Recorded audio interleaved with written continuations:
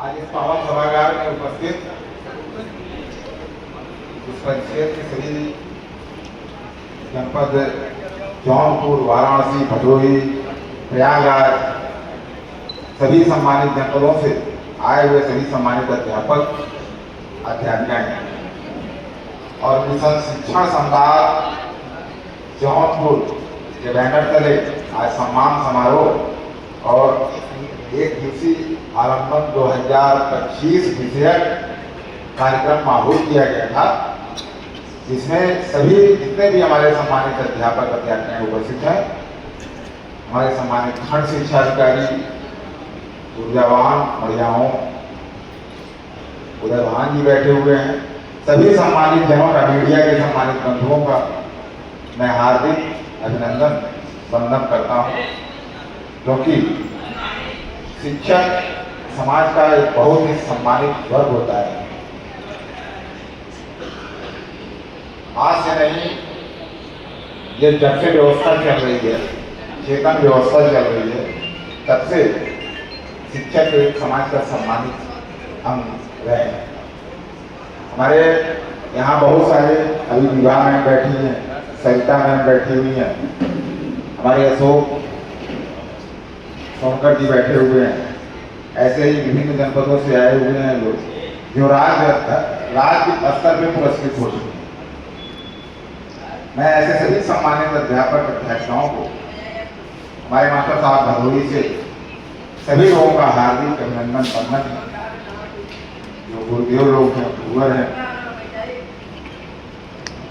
इसमें आरती के रूप में राजीव जी हमारे खेल शिक्षक, जिला स्पोर्ट टीचर रवि जी हैं, प्रियंका सिंह राजपूत हैं, राकेश हैं, सभी सम्मानित अध्यापक। एक तरह से सबका नाम अगर लूं तो वो भी बहुत श्रेष्ठ नहीं है। एक तरह से सभी सम्मानित जन जो इस पावन सभागार में उपस्थित हैं और आयोजन में राजेश उपाध्याय, नुपुर, शिवम, मधुलिका, हमारे केशव जी, महाराजगंज से सभी सम्मानित अध्यापक अध्यापिकाएं। एक तो मैं ये कहना चाहूंगा, आपने स्वतः प्रेरणा से, स्वतः प्रेरित होकर एक पहल जो ये शिक्षक सम्मान का आप लोगों ने रखा, ये बहुत ही, इसकी जितनी प्रशंसा की जाए कम, इसकी भूल प्रशंसा की जाती है, चाहे किसी भी बैनर पर हो। मैं जानता हूँ हमारे बहुत सारे सम्मानित अध्यापक कितने किस परिस्थिति में अपने विद्यालय को सजाने, संवारने, बेहतर करने में सन्नद्ध रहते हैं और आपसे प्रेरणा लेने की जरूरत है। जो ऐसे हमारे सम्मानित अध्यापक हैं, उनसे अन्य लोगों को भी प्रेरणा लेने की जरूरत है। बहुत सारे सुदूर क्षेत्रों में, ग्रामीण इलाकों में, धूप में, बरसात में आप लोग जाते हैं, शिक्षण का कार्य करते हैं। सोचिए, अगर मैं तो हमेशा दिनानुदिन बेसिक शिक्षा, जो समग्र शिक्षा अभियान की मूल मंशा है, उसके अनुसार दिनानुदिन ऊर्ध्वगामी है। ऊर्ध्वगामी मतलब विकासगामी। ऐसा नहीं है कोई कह सकता कि अधोगामी। क्यों? क्योंकि बहुत सारे हमारे इसमें पुराने अध्यापक बैठे होंगे जो लगभग विगत 25 सालों से 30 सालों से सेवा दे रहे हैं। तब की व्यवस्था में और आज की व्यवस्था दिनानुदिन निश्चित तौर पर प्रगति हुई। बेसिक शिक्षा के हमारे विद्यालयों में कॉन्फिडेंस में बढ़ोतरी हुई, आत्मविश्वास, चाहे वो अध्यापक हो, चाहे हमारे बच्चे होंगे, इसको और परिमार्जित तरीके से नए उन्नयन पे ले जाने की जरूरत है और इसके लिए हम सब प्रयास कर रहे हैं। बहुत सारे अध्यापक, अभी हमारी सम्मानित अध्यापिका बैठी है नीतू, मैं इसके इनके बच्चों के कॉन्फिडेंस देखता हूँ और नीतू के बच्चे पुलिस लाइन में अकेली अध्यापिका है नगरीय के, क्योंकि नगर और ग्रामीण का कैडर अलग है, एक 5 अध्यापिका इनके विद्यालय में अकेले सारे बच्चों को संभालती हैं और पुलिस लाइन में हर 26 जनवरी के कार्यक्रम में इनके बच्चे प्रतिभाग करते हैं। एक तरह से जो है और खुद अपने मेहनत करती है, वो तोप चलाने का काम है, फायर वगैरह के काम, एक तरह से जो है जितना पटाखा जलाना सब लेके अपना, और सम्मान वहाँ मिलता है, सराहना होती है। सारे लोग, चाहे जिला स्तरीय, जो माननीय मंत्री जी हो, डीएम साहब, कप्तान साहब, सारे लोग करते हैं। तो ये कहीं न कहीं आप लोगों का सदप्रयास है। और फर्ज करिए कि जिस सामाजिक आर्थिक परिवेश के बच्चे हमारे बेसिक विद्यालयों में पढ़ते हैं, अगर बेसिक का विकल्प ना हो, तो जिस सामाजिक आर्थिक परिवेश के बच्चे रहते हैं, जिस सोशल वेलफेयर की मूल कामना के साथ, मूल मंशा के साथ हम लोग काम करते हैं, क्या कोई दूसरा विकल्प हो सकता है क्या उनकी शिक्षा? नहीं हो सकता। जिस तरीके के भी पेपर में तमाम ऐसी चीजें नकारात्मक पेपर में पढ़ते रहते हैं, हम लोगों के पास सुबह सुबह 50 फोन आता कि सर यहाँ किताबों के नाम पे ये हो रहा है, शोषण हो रहा है, यहाँ सर फीस के नाम पे शोषण हो रहा है। कोई तात्पर्यता नहीं है, कोई तार्किकता नहीं है, मूल्य और सेवा का कोई संबंध नहीं है। तो ये चीजें हैं। आप बेसिक के जितने भी हमारे सम्मानित अध्यापक हैं, मैं सबसे यही कहना चाहूँगा अध्यापिकाओं से, सम्मानित अध्यापक अध्यापिकाओं से, पूरे बेसिक शिक्षा परिवार से, चाहे वो यहाँ के अध्यापक हो, चाहे वाराणसी के, चाहे प्रयागराज के, चाहे भदोही के, कहीं भी हो, सभी पूरी बेसिक शिक्षा परिवार एक ही है। मैं कहना चाहूँगा कि उन बच्चों के भविष्य निर्माण के प्रति हर संभव प्रयास करें। देखिए, इस वजह से आने वाला समाज हाईली एजुकेशन का होगा। जो हाईली एजुकेटेड होगा उसके लिए सर्वाइवल आसान होगा, और किसी भी राष्ट्र का संतुलित विकास, आर्थिक विकास, वैज्ञानिक, सांस्कृतिक, राजनीतिक, किसी भी प्रकार का विकास बिना एजुकेशन के संभव नहीं है। उदाहरण दे सकता हूँ। अभी देखिए कितने समग्र शिक्षा अभियान की मूल मंशा के अनुसार हर बच्चे तक शिक्षा की पहुंच सुनिश्चित किया जाए। हर बच्चा स्किल्ड ह्यूमन रिसोर्स हम पैदा करें, तभी इकोनॉमिकल सिद्धांत के अनुसार जिसको कहते हैं जनांकिकीय लाभांश। जनांकिकीय लाभांश, जैसे हम लोग इकोनॉमिक्स में पढ़ते थे पहले, प्रचंड बेरोजगारी दिखने तो एक परिवार में 10 लोग कमाने के लिए दिखते हैं, लेकिन सार्थक कमाई को ये कमाता है 8 लोग, खेती बेरोजगारी जिसको। ऐसे बहुत सारे हाथों को स्किल्ड करना है, उनके हाथों को काम सिखाना है, दक्ष बनाना है, ताकि वो अपने राष्ट्र के आर्थिक और सांस्कृतिक विकास में योगदान दे। कुछ विशेष लोग ही स्किल्ड हो गए, हम संतुलित विकास नहीं करते। ये हमेशा ध्यान रखें। कोई भी राष्ट्र और समाज आगे तभी आया है जब वहां के सभी नागरिक, सभी सम्मान, सभी पढ़े, सभी बढ़े। ये हमेशा ध्यान रखें। अभी भारत जिस तरीके से हम लोग आगे निकल रहे हैं, एजुकेशन ही ऐसी चीज है जो हमको बेहतर दिशा देता है। हाईली एजुकेटेड हो, जागरूक हो। अभी देखिए इजराइल है, मुझे इस मन से नहीं कहना चाहिए, लेकिन एक राष्ट्र है इजराइल महत्वपूर्ण, और चारों तरफ से लेबनान, जॉर्डन, इराक, सीरिया, तमाम ऐसे राष्ट्र जो चारों तरफ, ईरान गिरा हुआ है। लेकिन जब जब अरब इजराइल वार होता है, इजराइल हमेशा अरबों की जमीन, मतलब हार, अरबों को हार का सामना करना पड़ता है। कारण क्या है? क्योंकि वहां महिला पुरुष सब सशक्त, हाईली एजुकेटेड, साइंटिफिक अप्रोच, वैज्ञानिक मनोवृत्ति, और अपने राष्ट्र के लिए राष्ट्रीयता की भावना कूट कूट के भरी हुई है। एजुकेशन ही वजह है कि वो सर्वाइवल करें। बहुत सारा ऐसा उदाहरण आपको मिल जाएगा। हमारे बेसिक शिक्षा में, बेसिक और न्यू प्राइमरी का कोई भी बच्चा, जैसे भी बच्चे कार्यक्रम कर रहे हैं, ये छोटे बच्चे बेसिक लेवल के राजा हरिश्चंद्र बने थे, तारामती, रोहितास, हम लोग भी बचपन में थे। मैं खुद अपनी बात बताऊं, मैं खुद नाटकों में भाग लिया। ऐसे राजा हरिश्चंद्र और तारामती बहुत पहले नाटक होता था, मैं खुद भाग लिया हूँ उसमें। जब काशी के बाजार में डोम राजा के वहां अपने आप को खुद राजा हरिश्चंद्र बेचते हैं, मैं डोम राजा बन के मैंने मंचन किया। और इतना बढ़िया जो बच्चा यहाँ आके मंचन करती है, बोल उनका कॉन्फिडेंस बढ़ जाता है। ये तालियों की प्रत्याशा उनके जीवन में मिल जाती है। जो एक बार बचपन में सम्मान पा गया, उस सम्मान की प्रत्याशा में जीवन भर रहता है। ये हमेशा ध्यान रखिए, उसका कॉन्फिडेंस हमेशा बढ़ा रहता है।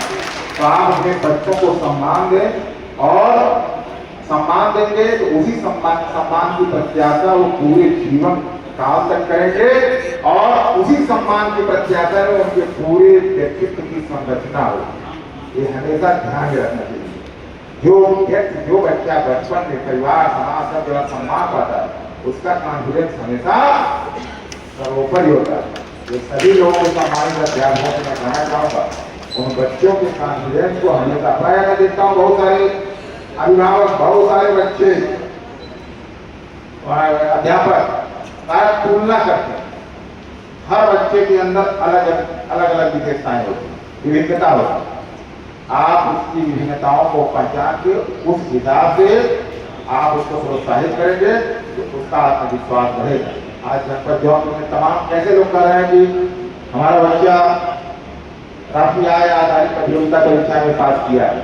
तमाम परीक्षा में खेल कूद में, मैं खेल कूद के बारे में भी सारे आस्पेक्ट एक दूसरे से जुड़े हुए हैं। जैसे इको सिस्टम होता है ना, सारे घटक एक दूसरे से जुड़े होते हैं, उसी तरीके से खेल, पढ़ाई लिखाई सारे व्यक्ति के निर्माण से जुड़ा हुआ है।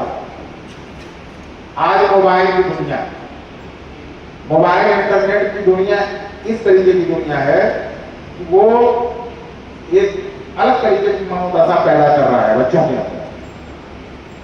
एक काल्पनिक मनोदशा, काल्पनिक जीवन शैली, जिसका यथार्थ से कोई लेना देना नहीं।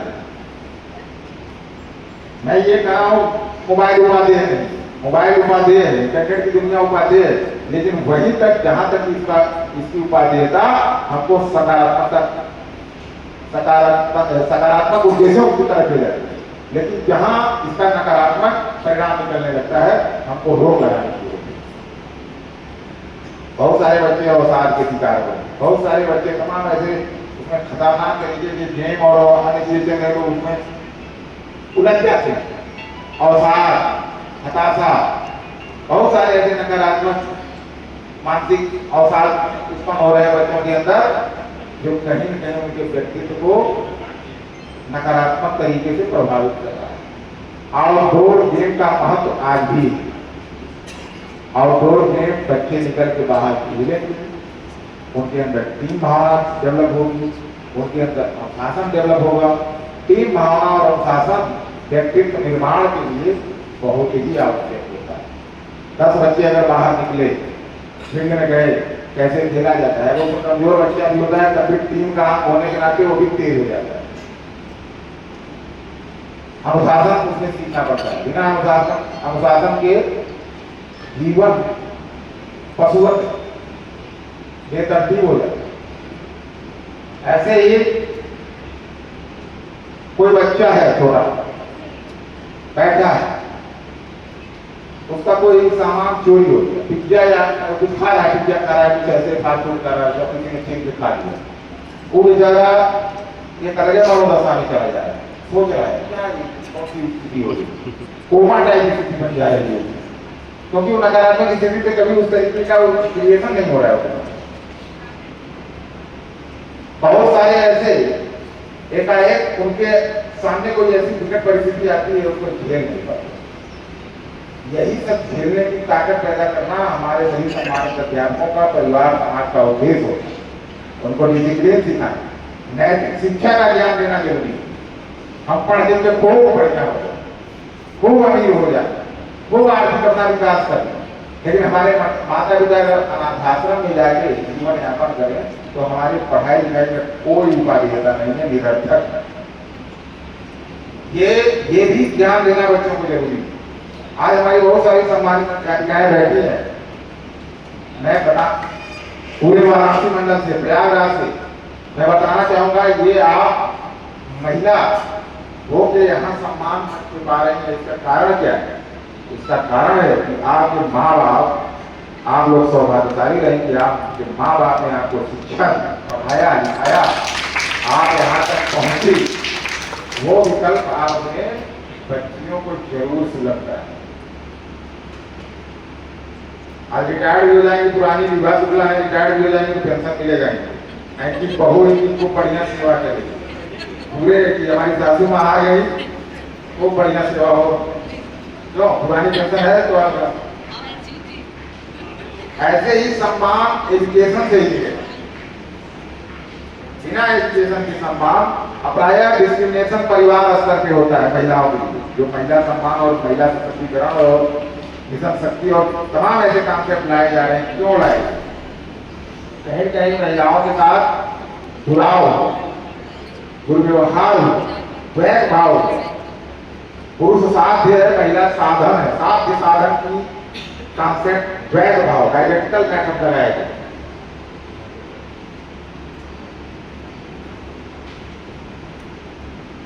इसके तमाम सांस्कृतिक सामाजिक कारण व्यवस्थागत कारण रहे हैं, उसके पीछे जाइएगा तो बहुत सारे कारण मिलेंगे। इसके मूल में सबसे ज्यादा तो विवाह संबंध और दहेज सबसे भयानक कारण। पुरुष है तो पारिवारिक परंपरा को आगे ले जाएगा और अपने पिताजी को मुखाग्नि, माता जी को मुखाग्नि वाली देता है। इस तरीके तमाम ऐसी परंपराएं रहेंगी जो कहीं कहीं जेंडर डिस्क्रिमिनेशन पैदा करती है। और वो ईश्वर प्रदत्त नहीं है, वो समाज में बना। ईश्वर प्रदत्त तो यह है कि महिला पुरुष दो जैविक आधार पर विभेद है और दोनों अपने गरिमा में जीवन जीने के लिए स्वतंत्र है। उसी अनुरूप जैसा प्रकृति और ईश्वर ने बनाया उसी अनुरूप गरिमा में जीवन जीने। लेकिन इसका मतलब नहीं कि उस जैविक विभेदता के आधार पर सांस्कृतिक और सामाजिक विभेद पैदा कर दिया गया। महिला है पुरुष है तो बाहर जाए। बहुत सारे ऐसे किए अध्ययन जो तर्क दें, मैं गाँव को घरों में रहे, बहुत सारे ऐसे समाज हैं ट्राइबल जहाँ पे पुरुष घर के काम करते हैं, महिलाएं बाहर जाके अर्थोपार्जन करते हैं। तो ये लॉजिक भी खत्म हो गई। बहुत ऐसे ट्राइबल समाज में जाएंगे, बहुत नहीं बगल में नेपाल में आप चल जाएगी, मैंने बहुत सारे समाज देखे। तो ये भी लॉजिक खत्म हो जाती है कि संस्कृति और तमाम कारणों का आधार बना के ये कहा जाए कि महिला को ऐसे पहनना चाहिए, ऐसे रहना चाहिए, खाना चाहिए, बड़े बनाए माइंड सेटअप है, ठीक है। हमको इलॉजिकल चीजों को हटाना है, लॉजिकल जो चीजें हैं उसको स्वीकार करते हुए महिला पुरुष विभेद को समाप्त बनाइए। कोई जरूरी नहीं है कि पुरुष महिला सशक्तिकरण का मतलब पुरुष सशक्तिकरण, मतलब पुरुष को अशक्त करो तो महिला सशक्त हो जाएगी, ऐसा नहीं। ये महिला पुरुष दोनों मिल के इस कॉन्सेप्ट को आगे बढ़ाना है। ऐसा देखिए, महिला पुरुष विभेद का सबसे प्रमुख अगर देखना है उदाहरण तो लिंगानुपात 1000 पुरुषों के सापेक्ष 943, यानी 57 बालिकाएं अभी भी नहीं आई। 11 का जो लिंगानुपात जौनपुर वासियों के लिए कॉन्ट्रैक्ट की बात हुई, यहाँ लिंगानुपात 1024 है। ये आपको महिला के बड़े सम्मान को दर्शाता है। मैं जहाँ तक याद कर पा रहा हूँ 2011 का जो डाटा था आंकड़ा सेंसस का, उसमें 1024 के लगभग जौनपुर का लिंगानुपात, यानी 1000 पुरुषों के सापेक्ष 1024 बालिकाएं। तो ये आपके कॉन्फिडेंस की बात है। जौनपुर का गरिमा में गौरवशाली अतीत रहा है। मैं सभी सम्मानित अध्यापकों से कहना चाहूंगा कि सब सो रहे हो तो बैठ नहीं रहे सभी लोग इधर नामांकन अभियान बेहतर ढंग से चलाइए और उन बेसिक के बच्चों को पठन पाठन, देखिए इससे बड़ा भाग मानो से तन पावा, इससे बेहतर वर्ग कोई नहीं हो सकता, चाहे वो पुरुष हो चाहे महिला हो, कोई भी अध्यापक हो। आपको सौभाग्यशाली आप लोग, क्या कोई मौका मिला है कार्य में मैं भी 4 साल अध्यापक कार्य किया हूँ। वो बच्चों की संगोपान व्यवहार परिवर्तन में अपना जो भी संभव प्रयास हो इस जीवन में कर लीजिए, वही आपका सब प्रयास जीवंत रहेगा, उसी के बलबूते से आपको याद रखा जाएगा। अदरवाइज आप कितना भी पैसा कमाए, कुछ भी करें, कोई मतलब नहीं। बहुत बहुत साधुवाद पूरी टीम को, किशन संवाद पूरी टीम को बहुत बहुत साधुवाद। जय